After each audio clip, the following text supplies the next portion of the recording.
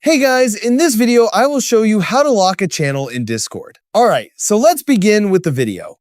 Before starting, make sure you have permission to manage channels on the server. First, open Discord and go to the server that contains the channel you want to lock. Find the text channel, right next to it, click on Edit Channel.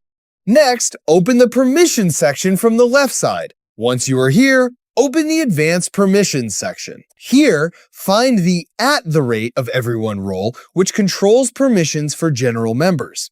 Under this, you will see View Channel Permission. Keep View Channel enabled so members can still see and read the channel. Then scroll down to Text Channel Permissions and find Send Messages under it and disable it.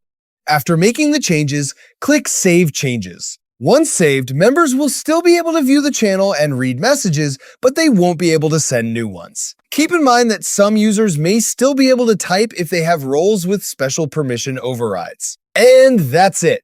So that's basically how you can lock a channel in Discord. So that's all for this video. See you in the next one. Thanks.